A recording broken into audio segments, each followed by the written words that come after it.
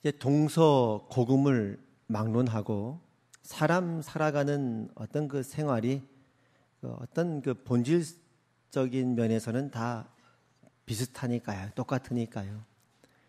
모든 사람들의 그 관심이 뭐냐면 어떻게 하면 잘 살 수 있을까? 또 국가적으로 보면 어떻게 하면 좀 그 나라가 좀 부강할 수 있을까?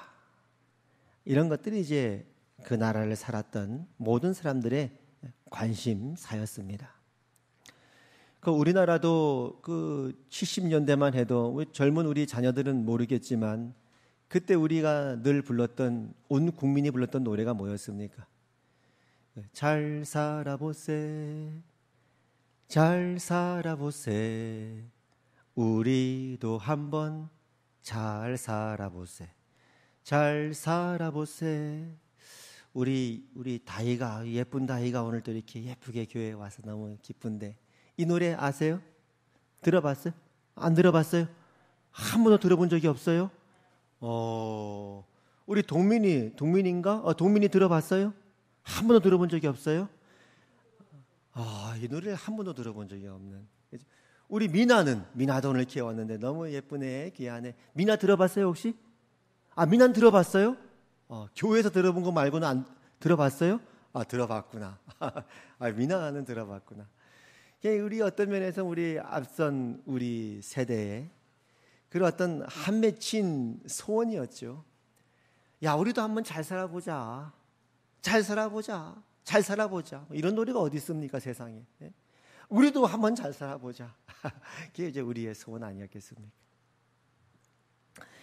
중국 상황을 봐서도 중국이라고 하는 거대한 그 땅이지 않습니까? 거기 이제 양자강이 흐르고 황하강이 흐르고 요즘 말로 하면 이제 강남 금싸가리 땅인 거예요. 거기 문명이 발달했으니까 거기가 뉴욕 맨하탄인 거예요.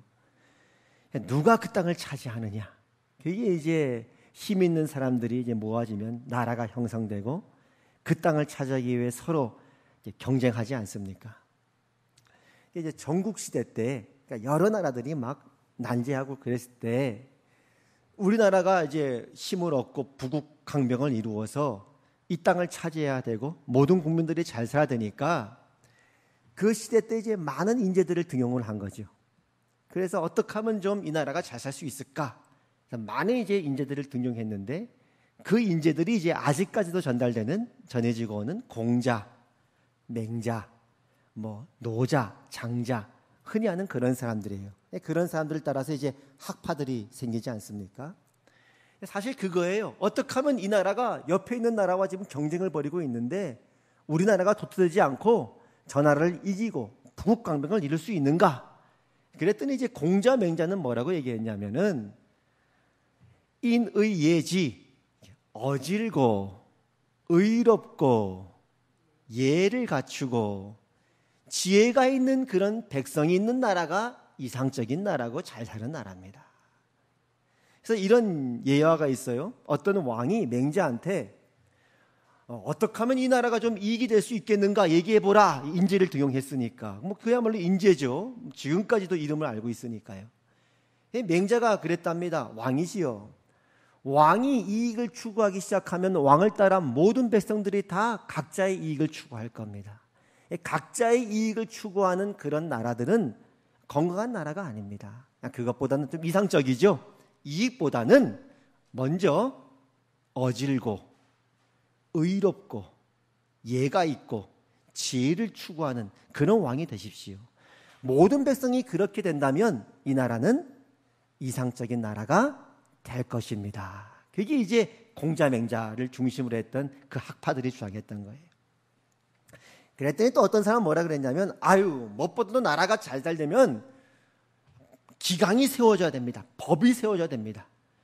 공정한 법을 세워서 법대로 잘하면 상 주고 법대로 못하면 벌 주고 기강이 이렇게 세워져 가지고 그렇게 그 법을 잘 지키는 백성들이 있는 나라, 그런 나라가 건강한 나라입니다.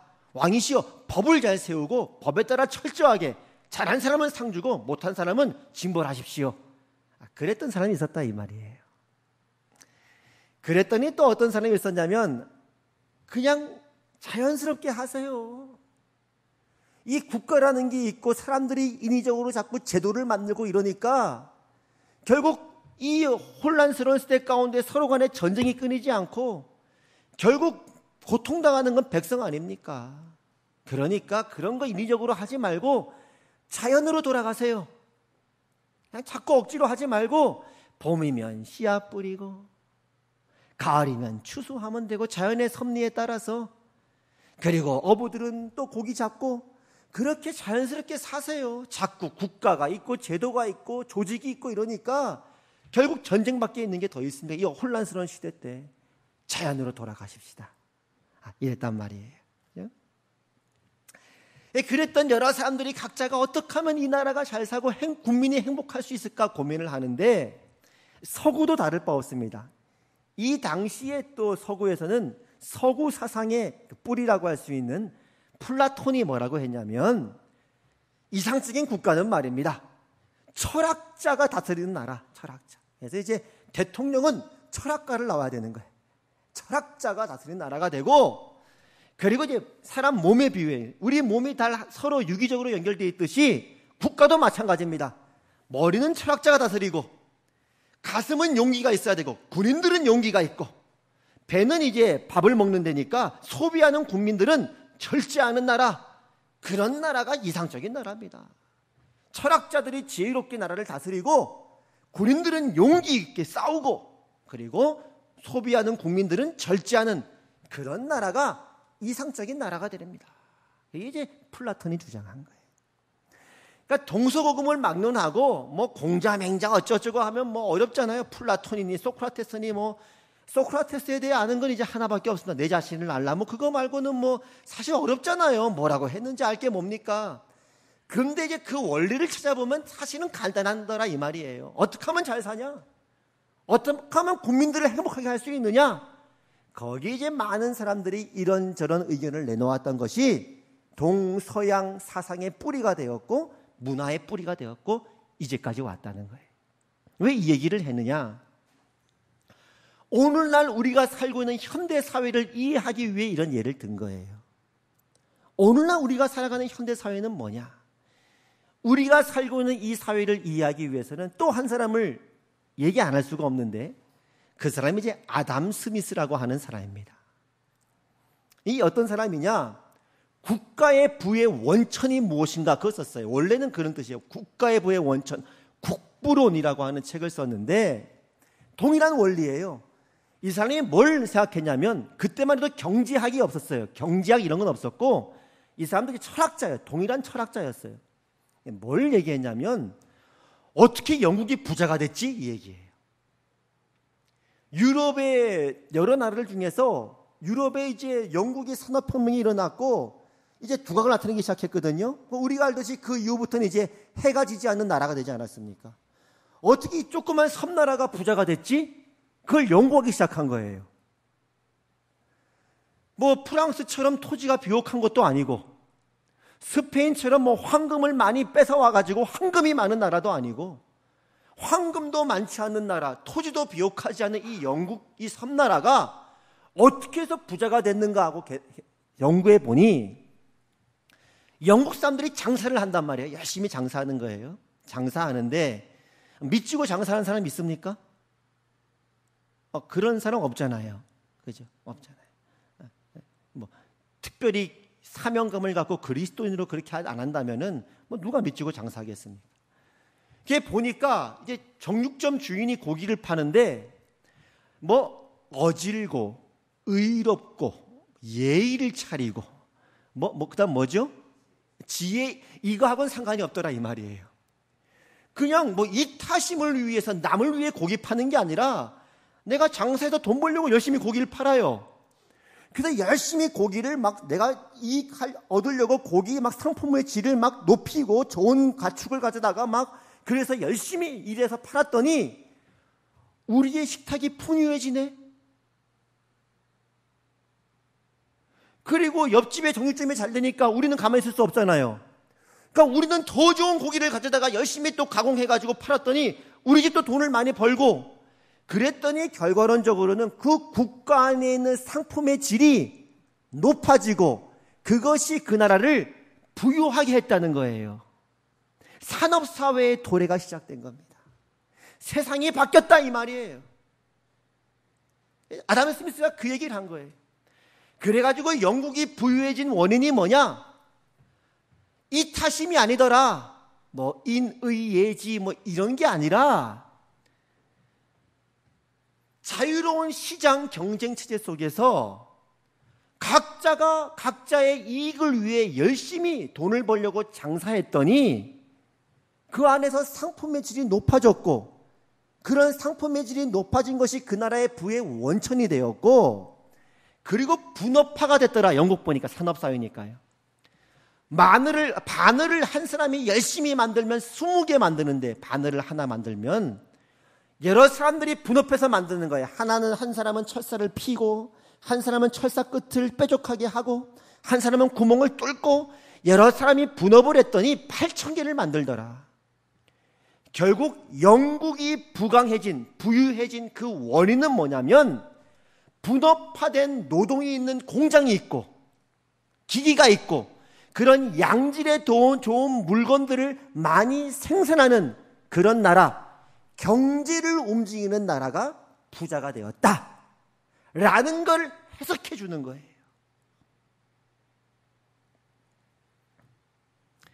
그래서 지금은 순진하고 착하기만 한 시골 총각이 아니라 서울 깍쟁이가 필요한 시대가 되었다.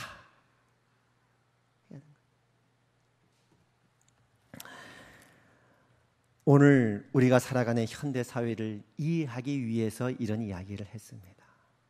오늘 이 사회의 가장 중요한 가치는 뭐냐? 양질의 물건을 많이 만들어서 그 물건을 팔아 이윤을 얻는 것이 가장 중요한 가치가 되어진 시대라 이 말입니다. 그게 나쁘다는 게 아니라, 그게 좋고 나쁘다는 얘기를 하는 게 아니라 그런 경제활동을 하게 되었는데 그것만이 최고의 가치로 추구하는 사회가 되었다는 걸 얘기하는 거예요. 다른 모든 것들은 상대적인 가치가 되었다는 거예요. 그래서 회사에 가면은 그 사람이 얼마나 어진 사람이냐,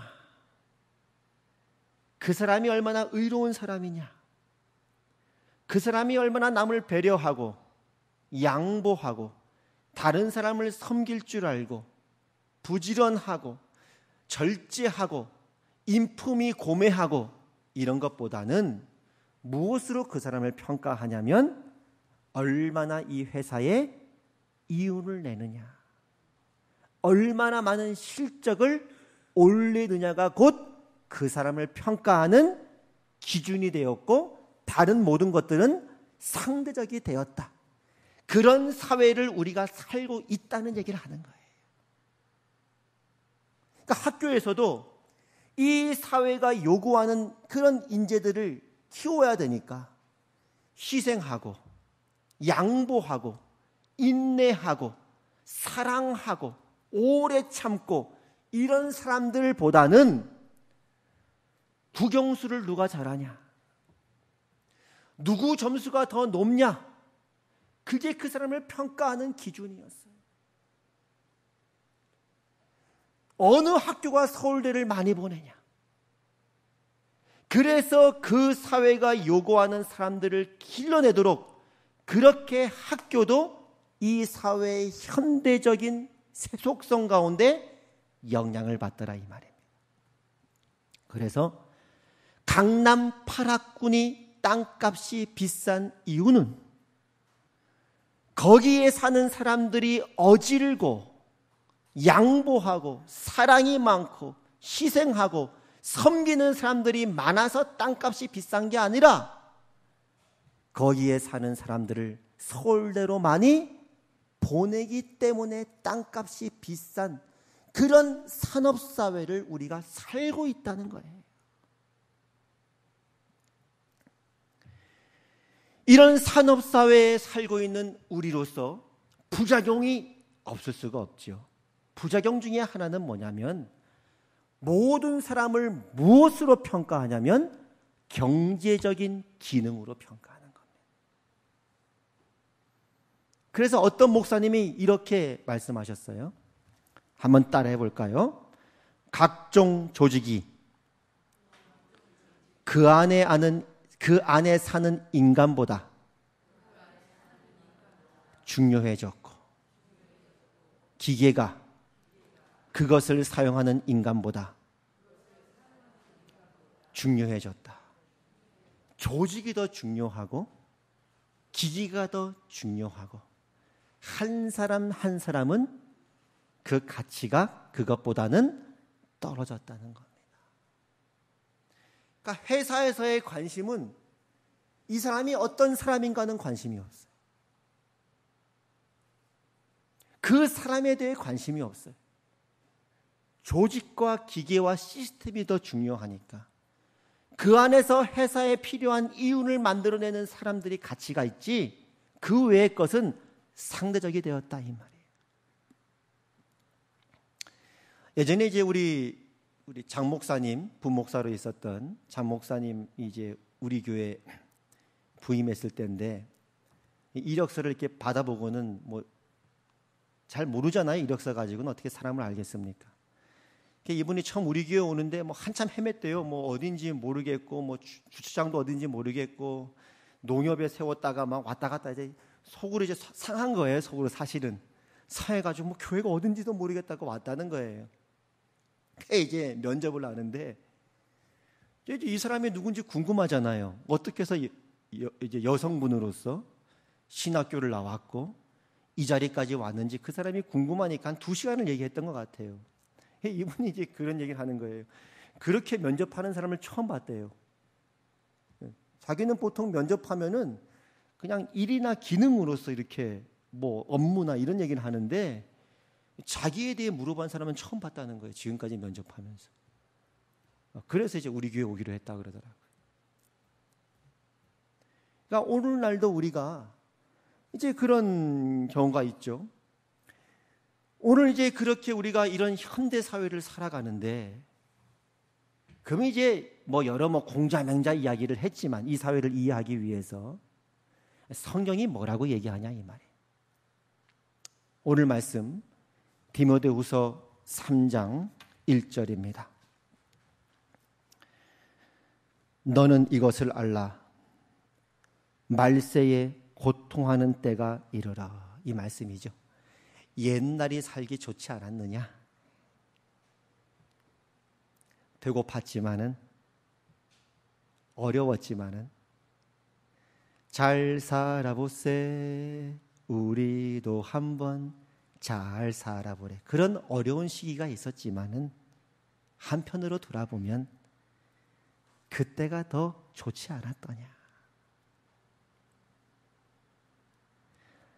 사람들이 자기를 사랑하며 돈을 사랑하며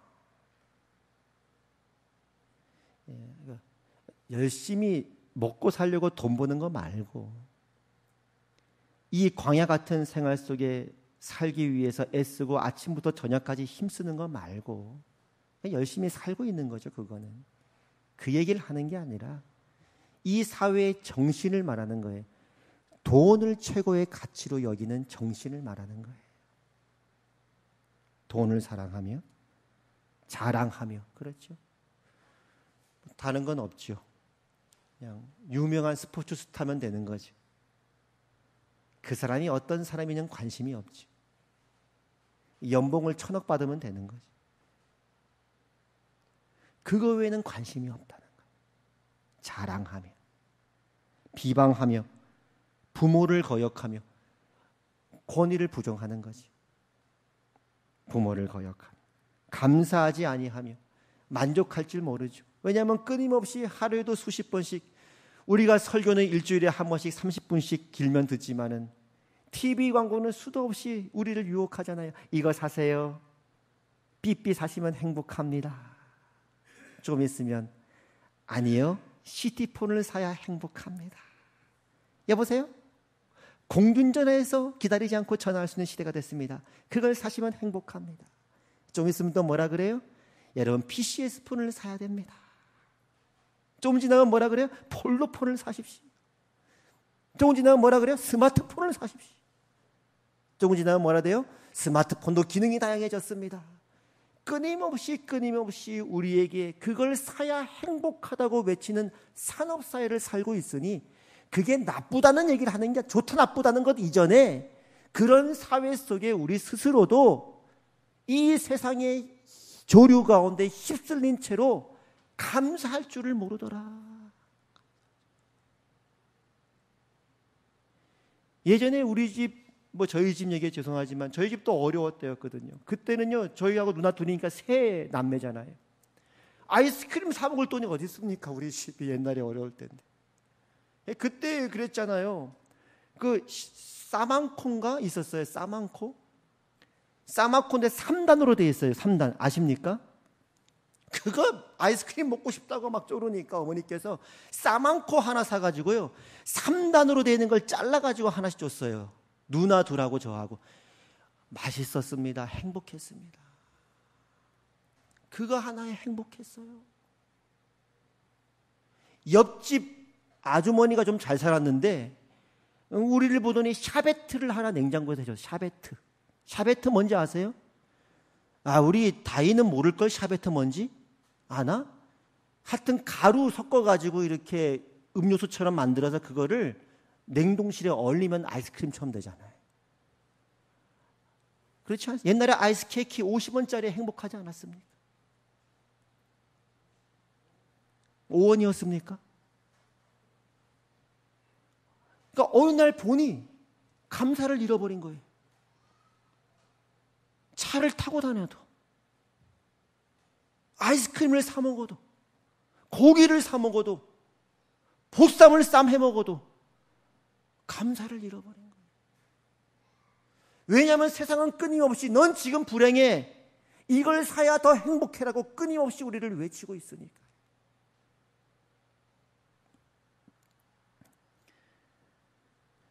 거룩하지 아니하며 이 세상에 물들어가는 거죠. 세상과 똑같은 길을 걸으려고 끊임없이 세상은 우리 믿는 애를 조차도 미혹하고 있는 거 아닙니까? 너 불행해라고 외치고 있는 거 아닙니까? 하나님을 믿는 게 무슨 복이야 라고 우리를 끊임없이 거짓된 메시지로 공격하고 있지 않습니까? 무정하며 정이 있다 그럼 별로 의미가 없어요. 초코파이에나 정이라고 써있지 정이 있다 저 사람은 참 정이 많어 별로 가치가 없습니다. 그거는요. 원통함을 풀지 아니하며 억울한 걸 못 참죠. 제가 또 제 고등학교 때 얘기인데요. 고등학교 때 이렇게 조회 마지막에 수업 다 끝나서 우리 반이 먼저 끝났어요. 그래서 이제 옆반 친구를 기다리고 있는데 갑자기 담임 선생님 나오는 거예요.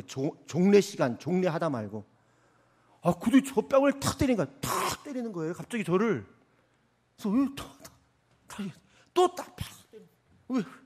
또 몇 번을 맞았어. 몇 번을. 내가 왜 맞지? 이러고 이제 친구가 나왔어요. 친구가 봤겠죠. 제가 맞는 거를. 야, 내가 왜 맞았냐? 내가 그랬더니 사실은 딴 애가 뭘 했대요. 밖에서 뭐 장난을 쳤든지 이게 막 했나 봐요. 선생님이 화나서 나왔는데 걔는 도망가 버리고 난 가만히 서 있다 나도 모르게 맞은 거예요. 몇 번을. 참 억울하네. 그리고 이제 맞았는데 뭐 어떡합니까? 맞은 거를. 뭐 억울한 거 어떡하겠어요? 감수해야지. 그럼 뭐 어떡하겠습니까? 그땐 그랬잖아요. 요즘은 고발하지 않습니까? 담임 선생님을 고발하잖아요. 담임을 고발하잖아요. 선생님을 고발하잖아요. 원통함을 풀지 못하. 그 다음 뭐라 그럽니까? 모함하며 절제하지 못하죠. 하루 종일 옛날에는 오락 50원짜리였던 시대가 있었어요. 100원짜리 하면 많이 했습니다. 갤러그 뭐 이런 거. 요즘은 무한대로 오락할 수 있잖아요. 밤새서 하잖아요. 근데 행복하지 않잖아요.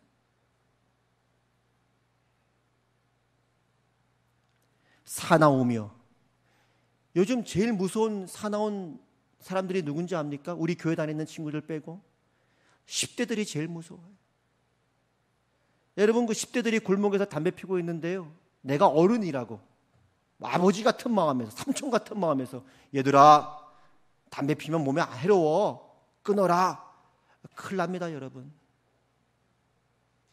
절대 말 걸지 마세요. 도망쳐야 됩니다, 여러분. 10대들 모여 있으면 도망가십시오. 사나우며. 선한 것을 좋아하지 아니하며 배신하며 조급하며 자만하며 쾌락을 사랑하기를 하나님 사랑보다 더한 고통하는 때가 이르렀다. 결국 이 산업사회 이후에 유럽은요, 이제 눈을 떴어요. 아, 너도 나도 빨리 산업을 발전시켜야 되는구나. 그래서 뭐 어질고 예의가 있고 뭐 이런 건 다 뒤어치고 빨리 산업을 발전시키고, 그리고 그 물건을 팔아야 되니까 식민지 쟁탈전이 벌어진 거 아닙니까? 물건을 팔아먹어야 되니까. 결국 그 결과로 후발주자인 독일이 가만히 있겠습니까? 이미 영국, 프랑스가 다 해먹었는데. 결국 1차, 2차 세계대전이 일어난 겁니다. 힘겨루기를 한 것이죠. 명분이 있을 뿐 실제 내용은 식민지 쟁탈전이었죠. 혹자는 그 1차, 2차 세계대전을 하나님의 심판과 징계라고 이야기하는 분도 있습니다. 그럼에도 불구하고 오늘날 우리가 살고 있는 이 세상이 그런 세상이라는 것까지는 믿는 그리스도인으로서 하나님의 진리와 영원한 생명과 영원한 가치와 상급과 영원한 보상을 받고 나그네로 살아가는 우리 믿는 자로서는 우리가 지금 이런 세상을 살고 있구나라고 하는 것들은 늘 생각하고 인식하고 있어야 된다, 이 말입니다.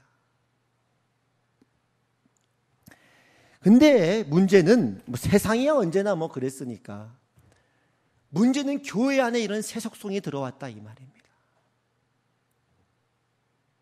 그런 공격 안에 있단 말입니다. 뭘로 평가하느냐? 기능과 조직으로 평가하는 거예요. 여러분, 저도 얘기 들은 거예요. 어느 큰 교회 같은 경우도 보면요, 다 그런 건 아니겠지만 누가 얘기한 얘기를 들은 거예요. 제일 중요한 가치가 뭐느냐? 어느 곳에서 누가 몇 명을 사람 늘렸느냐, 이거예요.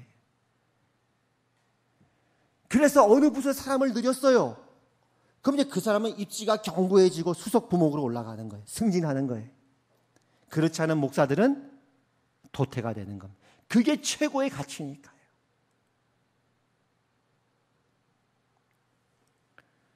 그래서 목사들 사이에서도요, 하나님의 길로, 좁은 길로, 믿음의 길로, 이 세상의 길이 아닌 순교의 길로, 십자가의 길로, 인내의 길로, 오랜, 지난주 설교 제목이 뭐였죠? 한 방향으로의 오랜 순종으로 부름받은 이 순례자들조차도 그 안에 서로 간에 경쟁이 있고 알력이 있고 시기가 있는 거예요.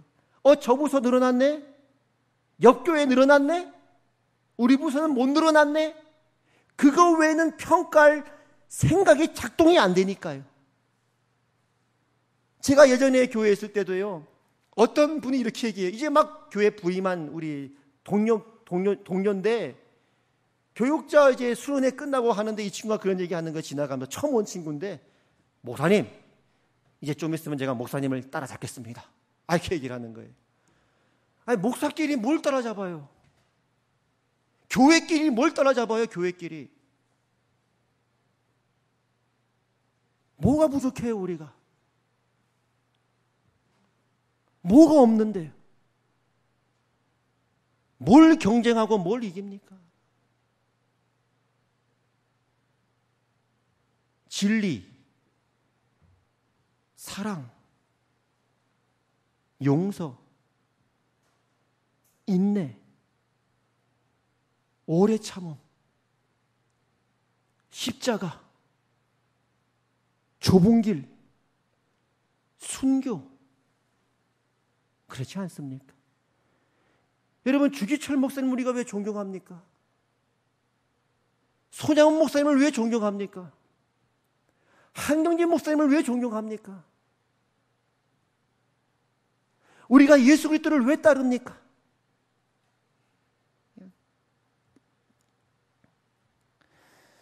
좀 과장하자면요, 미국 목사님은 더 그냥 분명하게 얘기를 하는데 저는 좀 과장한다는 표현을 덧붙였습니다. 개인적으로는. 미국 목사님이 이렇게 얘기를 해요. 오늘날 미국 현대교회는 종교 상품을 판매한다 이 말이에요. 소비자는, 여러분들은 소비자예요. 돈 주고 그걸 사는 사람들이.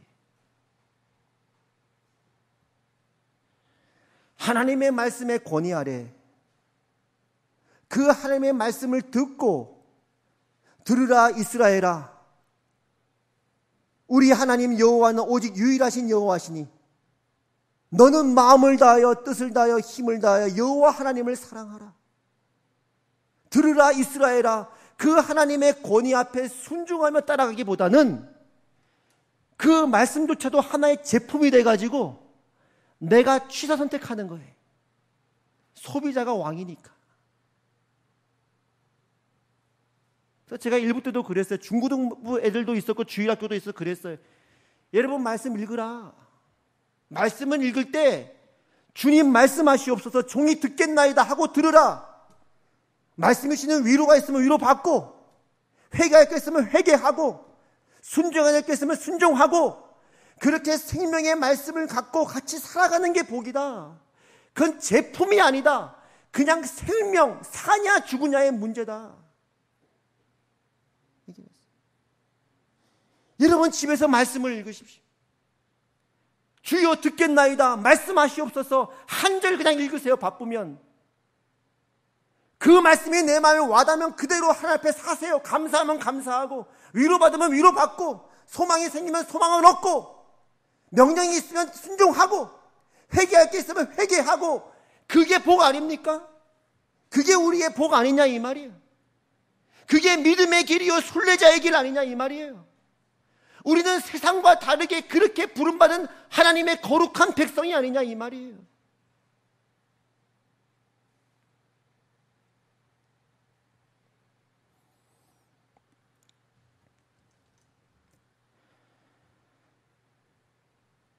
말씀은 너무너무 분명합니다.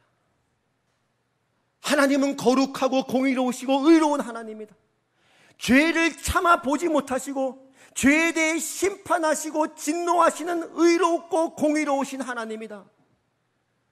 근데 그 하나님께서 우리의 죄책을 그 아들 위에 옮기셨다. 그리고 그 아들에게 하나님의 진노와 심판을 쏟으셨다. 그 하나님을 알고 그 하나님을 경외하고 그 하나님의 말씀을 따라 동행하며 살아가는 삶이 승리의 삶이요 복된 삶이요 믿음의 삶이 아니더냐. 내가 너희를 세상으로부터 불렀고 다시 세상으로 보냄받은 그리스도의 제자이니 너희는 그렇게 사는 나의 백성들이 되어라. 분명하고 명확하잖아요.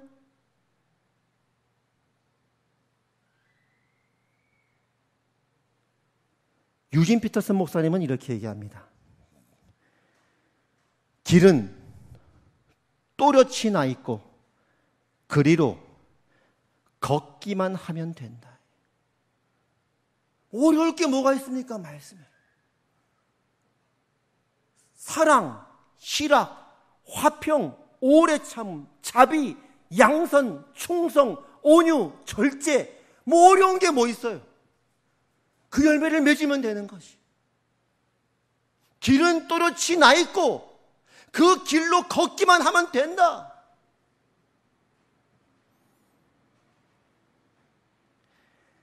디모데후서 4장에서는 이렇게 또한 말씀하고 있습니다. 세번역 성경으로 읽겠습니다. 때가 이르면 사람들이 건전한 교훈을 받으려 하지 않고 귀를 즐겁게 하는 말을 들으려고 자기네 욕심에 맞추어 스승을 모아들일 것입니다. 그들은 진리를 듣지 않고 꾸민 이야기에 귀를 기울일 것입니다. 제가 옛날에 아는 내 친구, 친한 친구 자매가 있는데요. 그러니까 제 친구는 남자친구인데 그 친구 여자친구였어요. 어머니가 권사님이고. 이제 그렇게 같이 얘기하다 보니까 그런 얘기를 해요. 그 여자친구의 여자친구가 그 어느 저기 큰 교회를 다녔어요. 부천에 있는 어느 교회를 다녔는데 그 친구 말이겠죠. 사실은 안 그렇긴데 그 친구가 그렇게 얘기를 해요. 우리 목사님은 약장사 같아. 설교할 때 보면 약장수 같아. 그건 뭐 그 친구 얘기겠지만 안 그렇다고 믿지만 그 교회 가본 적도 없고 설교를 들어본 적도 없고 약 팔아 온 사람들 아니잖아요. 하나님 앞에 우리가 엎드려 있는 거 아닙니까? 어명이요 하듯이 하나님의 말씀이요 아닙니까? 그 말씀이 우리 앞에 늘 펼쳐져 있는 거 아닙니까? 옛날에는 2천만 원 했던 아무나 가질 수 없었던 라틴어도 쓰여져 있어서 읽어도 몰랐던 그 성경이 지금 우리말로 번역되어져서 우리 앞에 펼쳐져 있는 거 아닙니까? 이스라엘아 들으라. 우리 하나님 여호와는 오직 유일한 여호와시니 너는 마음을 다해 뜻을 다해 힘을 다해 하나님을 사랑하고 하나님을 경배하고 경외함으로 주와 함께 동행하도록 하여라. 아멘입니까? 아멘입니까? 그게 복입니다, 여러분. 요즘은 코로나로 인해 새로운 시대를 맞이하고 있습니다. 혹자는 말하기를 이제 이 세상은 코로나 이전과 이후로 나뉠 것이다. 물론 이런 상황이 올 거라고 요한계시록 6장에도 그렇고 성경엔 미리 예언되어 있죠. 7인을 떼실 때 보면 전쟁이나 기근이나 죽음이나 칼이나 전염병들 이런 것들이 이미 암시되어 있으니까요. 이 마지막 말세를 살아가는 여러분들, 이제 우리는 곧 하나님의 마지막 심판대 앞에 설 것입니다. 그때 우리 각자의 행위대로 하나님 앞에 직고할 날이 올 것이고 우리는 진리의 말씀을 옳게 분별하도록 부름받고 있습니다. 그리고 다시 우리는 어려울 때는 생각하죠. 잘 되면 그냥 잘 되는 건데 어려움을 생각하죠. 근본적인 질문을 던집니다. 교회란 무엇인가? 하나님 왜 나에게 믿음을 주셨고 이 교회로 불렀는가? 하나님께서 당신의 아들을 아끼지 아니하시고 우리 모든 사람을 위해 내어줬다는 것이 무슨 말인가? 하나님께서 어떻게 우리를 사랑하셨고 무엇을 우리에게 약속하셨는가? 이 땅을 사는 동안 우리는 어떻게 살아야 하는가? 나그네로 산다는 게 뭐냐? 순례자로 산다는 게 뭐냐? 이 세상에 소망을 두지 말라는 게 무슨 말이냐? 믿음으로 산다는 게 뭐냐? 이런 갈등과 고민도 있을 수 있습니다. 아니 내가 살아가는 삶이 이렇게 고달픈데 왜 믿는 우리를 성경은 복받았다고 이야기하는가? 복이 뭔가? 스스로 계신 하나님, 모든 것의 근원이며 시작이며 과정이며 완성이신 역사의 시작이고 끝인 그 여호와 하나님은 도대체 어떤 분이신가? 그 하나님이 어떻게 우리를 낳으셨고 기르셨고 우리를 약속하셨고 지금도 위에서 부른 부름의 상으로서 우리를 부르고 있는가? 믿는다는 게 뭐냐?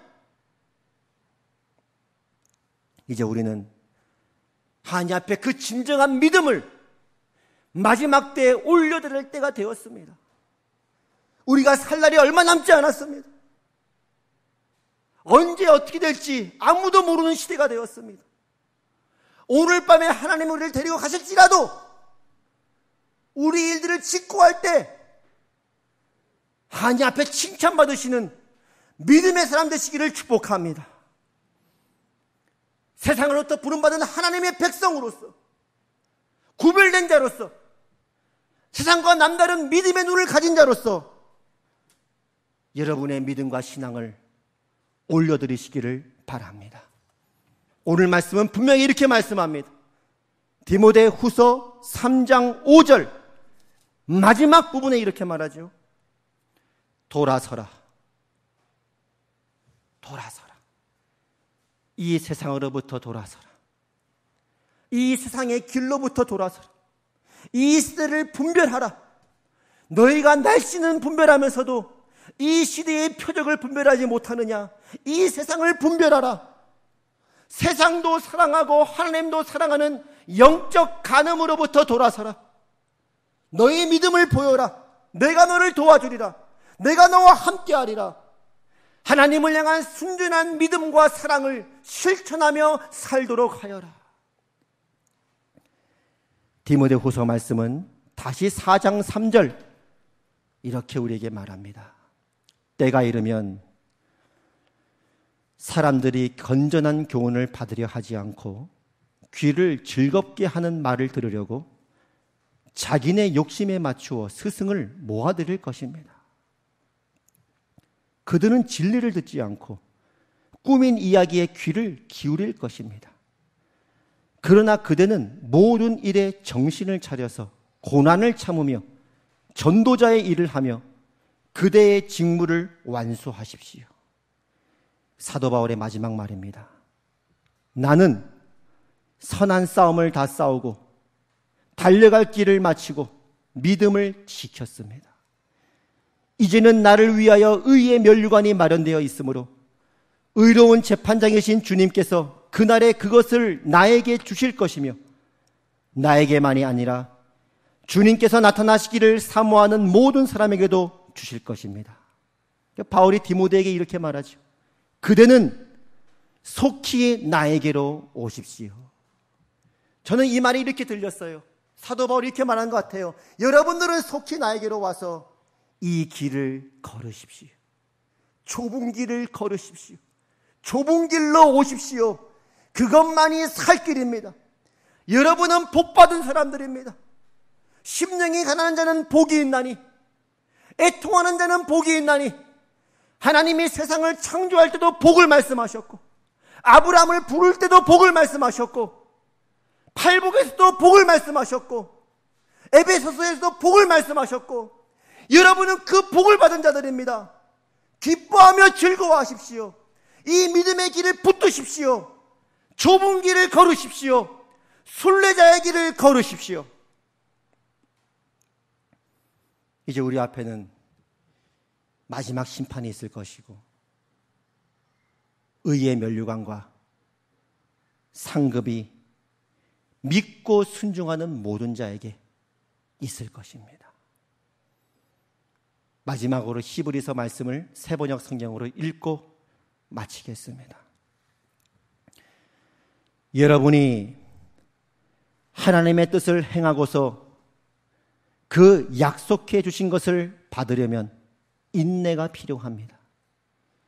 이제 아주 조금만 있으면 오실 분이 오실 것이요 지체하지 않으실 것이다. 나의 의인은 믿음으로 살 것이다. 그가 뒤로 물러서면 내 마음이 그를 기뻐하지 않을 것이다. 우리는 뒤로 물러나서 멸망할 사람들이 아니라 믿음을 가져 생명을 얻을 사람들입니다. 믿음은 바라는 것들의 확신이요 보이지 않는 것들의 증거입니다. 기도하겠습니다.